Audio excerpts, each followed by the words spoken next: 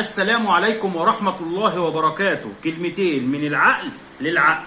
هنتكلم النهاردة عن السيد رئيس الجمهورية الرئيس عبد الفتاح السيسي. أخطر حلقة في الموسم، أخطر حلقة في الموسم. اتكلمنا كتير وقلنا على كل حاجة. عايزك النهاردة بقى كلمتين من العقل للعقل، من العقل للعقل. نبتدي الحلقة. الرئيس عبد الفتاح السيسي راجل عسكري. سنة 2010 أيام الرئيس مبارك تولى أخطر منصب في مصر، مدير المخابرات الحربية. أخطر منصب في مصر أيام الرئيس حسني مبارك والمشير طنطاوي. لما الإخوان جم مسكوا، مش هتكلم بقى عن الثورة والحكاية والرواية، لا، لما الإخوان جم مسكوا اختاروه وزيرا للدفاع، أكبر منصب في القوات المسلحة. وزيرا للدفاع. إخوان اللي انتوا اشتموهم واختاروه وزيرا للدفاع.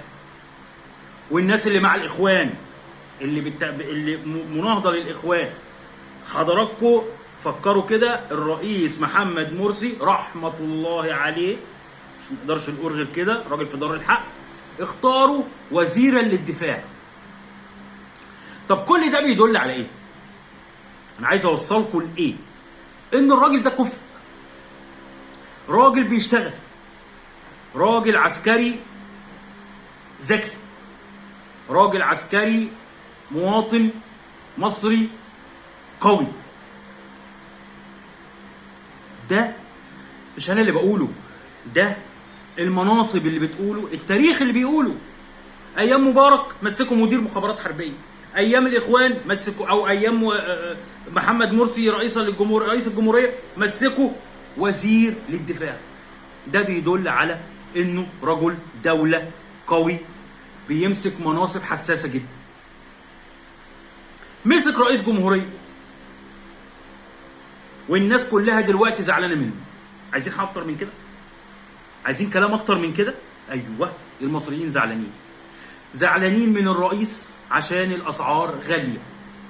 في مره الرئيس طلع قال ايه؟ مش معقوله كل مره هنتكلم عن الاكل والشرب. معلش يا ريس، هو ده طبع الشعب المصري.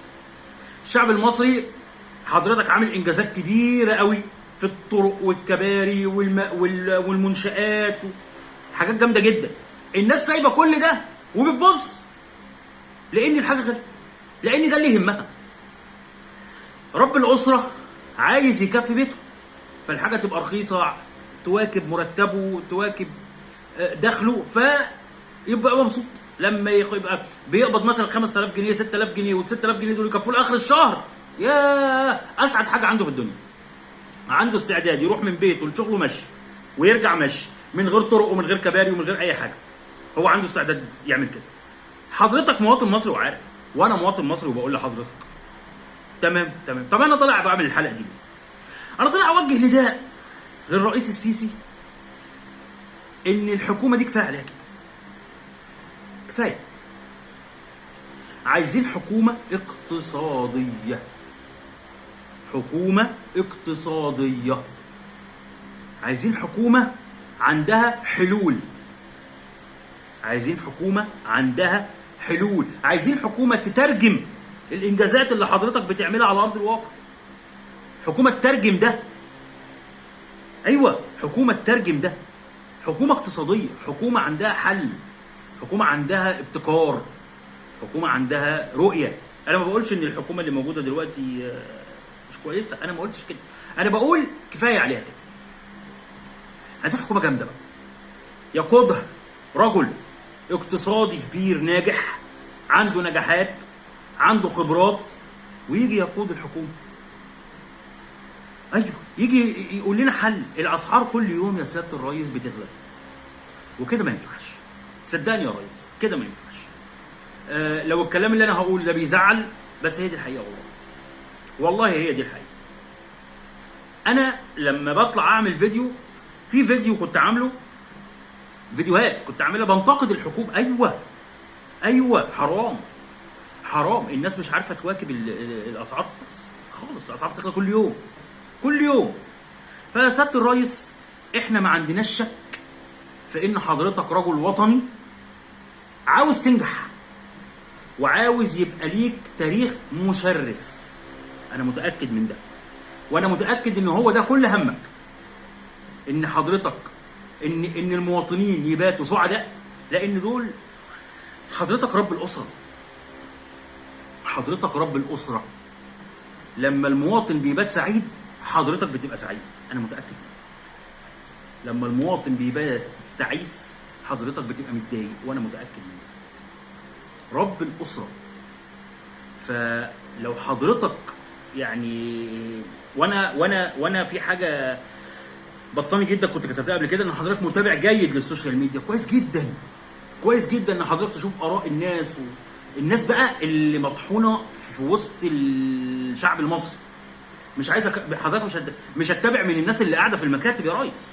اكيد الناس قاعده في المكاتب وقاعده في التكييف وبتدي اوامر، طب اعمل كذا طب اعمل كذا. مش دول اللي هينقلوا لك الحقائق، انما اللي ينقل لك الحقائق اللي حضرتك بتشوفها على السوشيال ميديا وحضرتك متابع جيد زي ما حضرتك قلت، الناس اللي مطحونه وسط الناس، مدعوكه مع الناس. فانا بقول لسعادتك يا ريس نعمل اختبار حلو كده، نختار حكومه اقتصاديه تقدر تيجي تواكب الاسعار، تقدر تيجي تظبط الاسعار، تقدر تيجي تثبت الاسعار، عشان المواطن حتى ايه. الاصلاحات الاخيره اللي حضرتك عملتها يا ريس على فكره هايله جدا، بس في ناس كتير ما استفادتش منها.